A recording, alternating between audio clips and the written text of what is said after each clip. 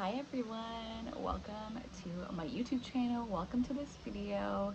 My name is Nicola. If you don't know me, thank you so much for clicking on this video and coming to my channel.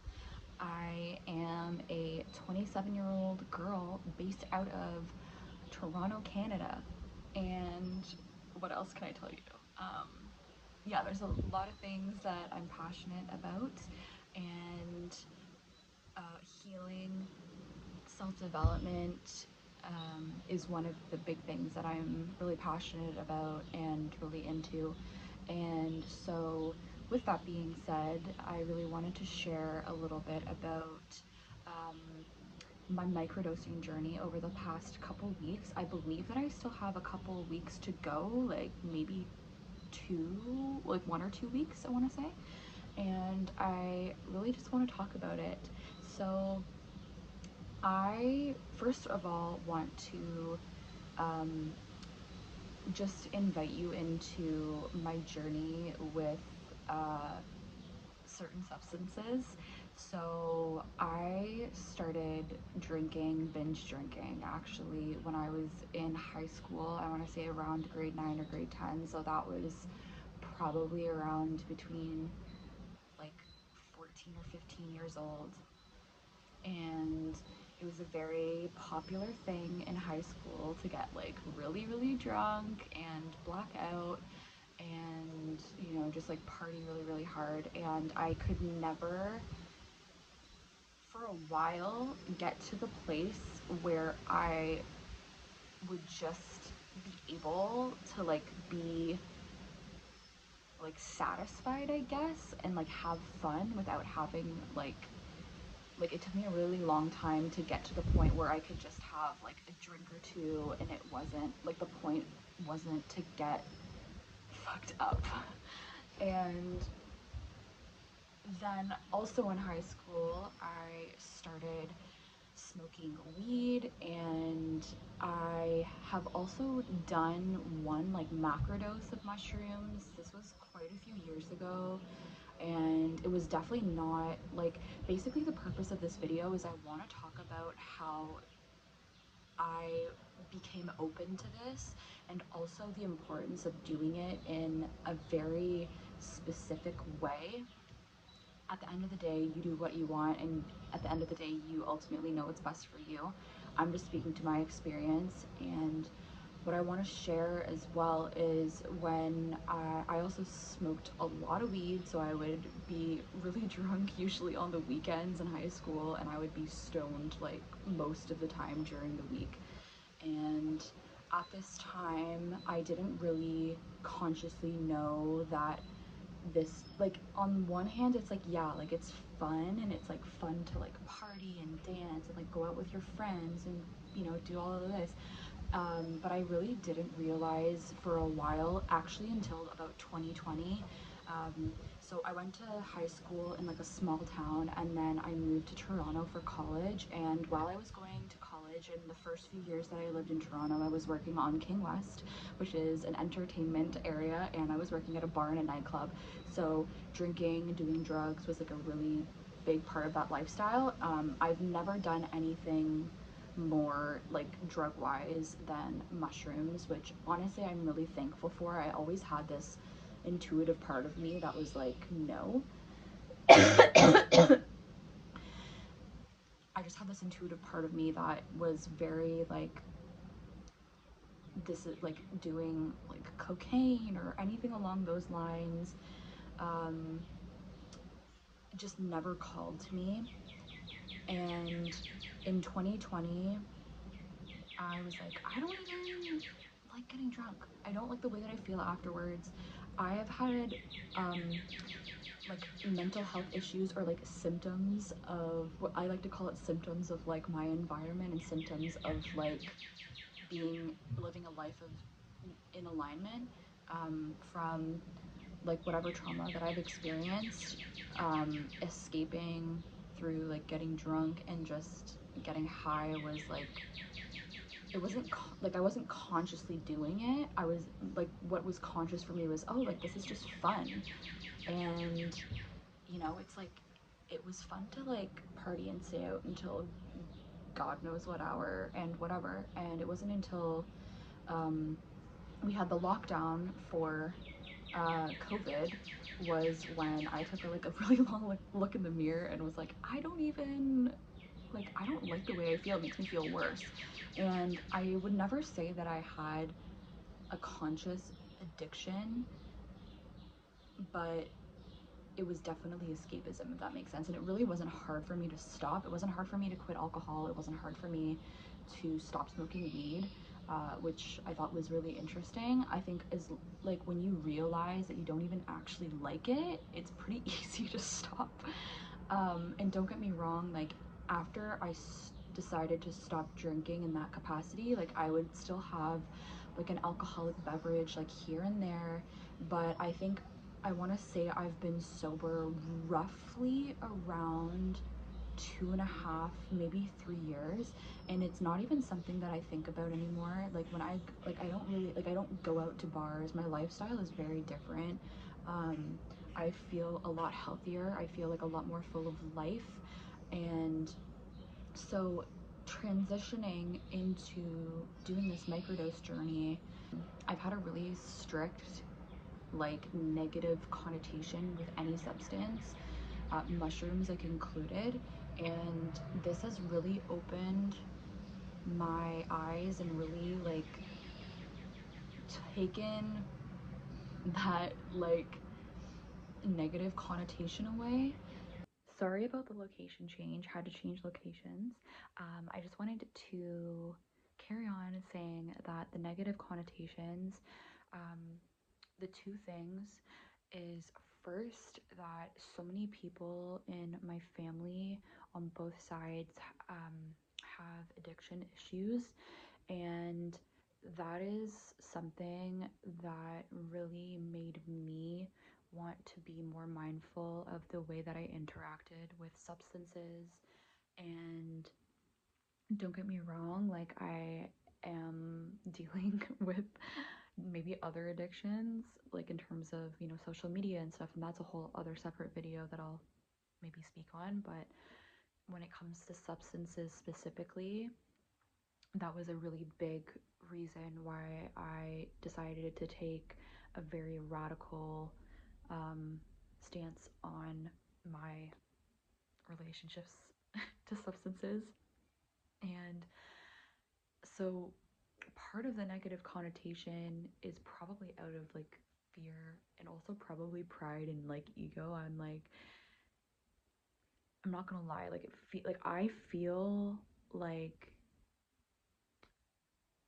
I don't want to say that I feel better than those people, but like in a way I do kind of. And like the pride that I feel is really just the fact that at the end of the day, everything in life is a choice, and you can either be a victim to your circumstances and use those things as a crutch, or you don't, or you can't. And I just kind of felt that it was not right for me. And I know that addiction is like a very complex, very disheartening thing.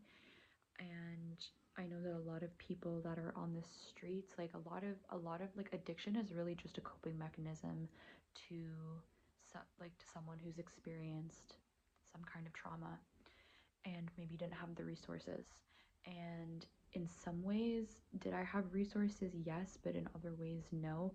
Like I would say that the reason that I was able to not get addicted was out of a choice.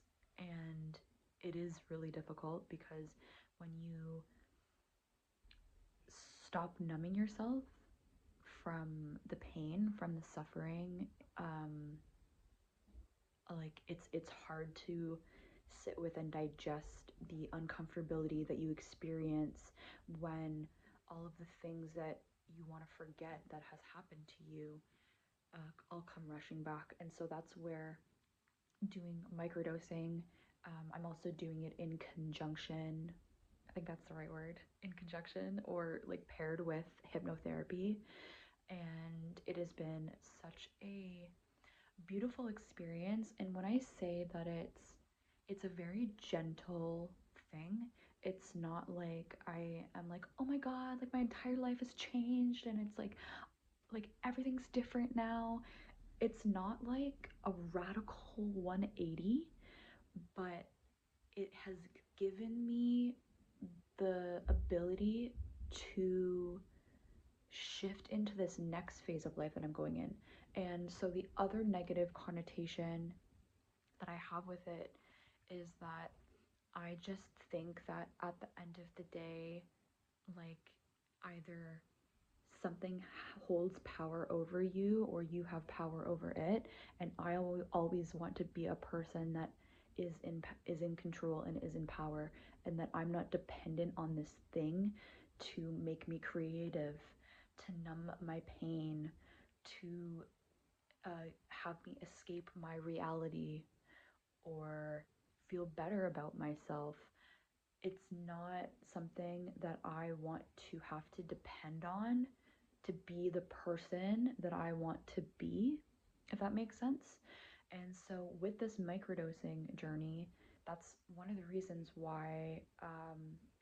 So, I have a close friend that I'm basically doing this with. She is basically just like holding the space for me in terms of and holding me accountable in terms of, you know, sitting with the things that come up, sitting with the wisdom that comes up, um, and just communicating the changes that I've felt.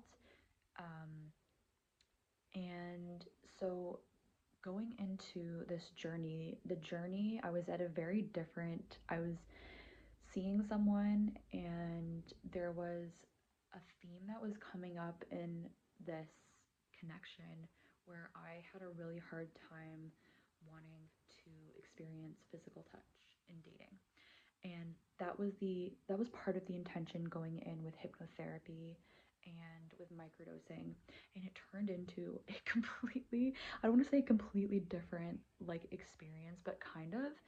And what I really want to say about microdosing is the reason why I felt called and comfortable to experience something like this after essentially being sober for 2.5, 3 years from like literally any substance.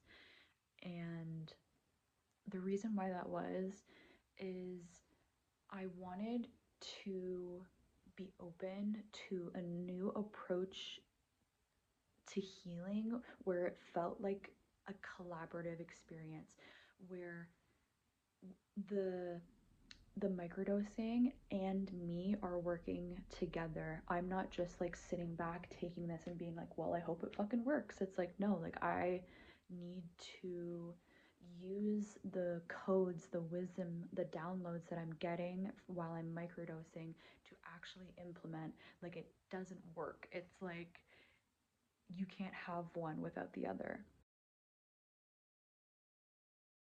The other reasons was because I knew that if I was doing something like this, I had someone who could support me and hold me through the process when I needed it, and someone to hold me accountable when it comes to, okay, like yes, like I'm holding you and I'm holding how you're feeling and validating all of this, and how can you use this moment to further step into your power? How can you be empowered by what's coming up? What changes need to be made? And really, really big thing for me. So, in terms of some of the things like the benefits and the aspects of microdosing that I have experienced, so paired with hypnotherapy, I feel like I don't have like the days that I microdose and like a couple days after, I just feel a lot more mentally clear. I feel like my capacity for stress and like my window of tolerance is expanding, which is amazing because I feel like I just have kind of like chronic stress response, and it's really hard for me to take on new things and do extra things because I'm like, oh my god, I have so much to do. And now I'm just like, I can focus, I feel like I can focus a lot better. I do feel like that there's that I experience some ADHD, like neurodivergent tendencies, like a lot of just like mental chatter all day, every day. And I'm like, it's a lot. It's a lot up there. I definitely feel just like more calm, more grounded, like a lot less anxious.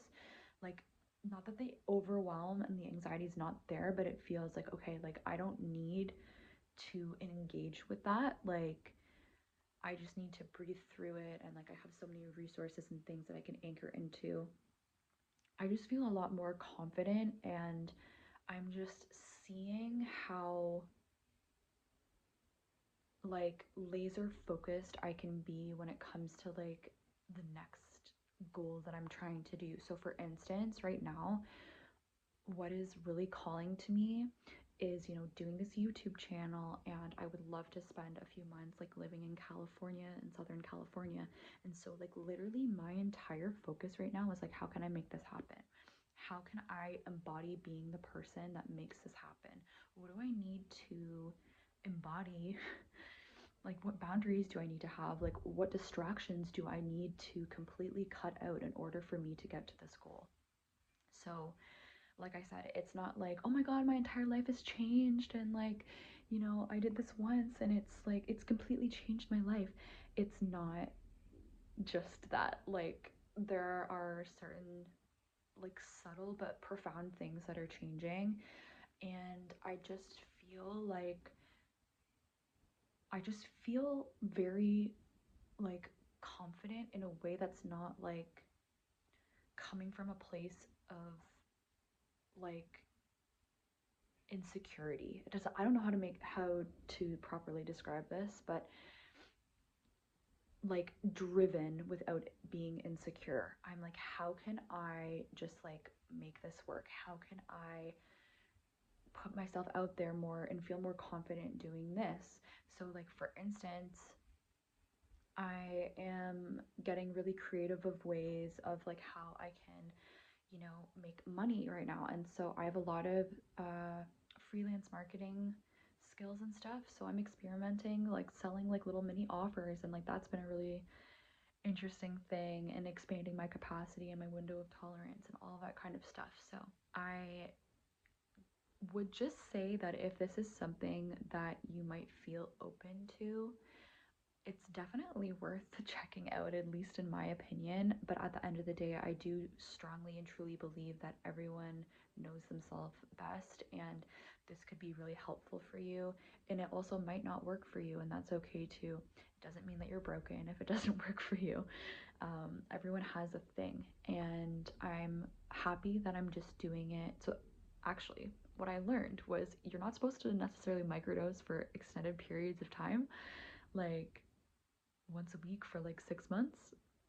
Like, I'm only doing 5 weeks, and I would definitely be open to doing it like twice a year, maybe, and just kind of like vibe it, see how it goes. But I do have a friend that is very well versed in this kind of space. So I'm going to leave her Instagram in the caption down below. And I will also leave my hypnotherapist's information in the caption down below as well. Um, I will share, if you just give me 1 second, I'll share like the little packet that I'm doing. So just give me 1 second. Okay, so this is the package. I think the brand is called Newego, and this is what it looks like. And so there's 10 capsules in here. So I've basically got about 2 weeks, a week and a half to 2 weeks left to do. So I'm really excited to continue doing it. And like, sure, maybe I could have made this video at the end of my journey, but just because I'm approaching it, I think it's fine to just share now. Thank you so much for watching this video, and it would really be amazing if you could like, comment, subscribe to my channel. I'm really excited to just make more videos about all of the things. And again, don't forget to check out the caption/description for any information regarding like microdosing microdosing and all of that jazz. I'll also link my Instagram if you want to connect down below, and I will see you guys in the next video.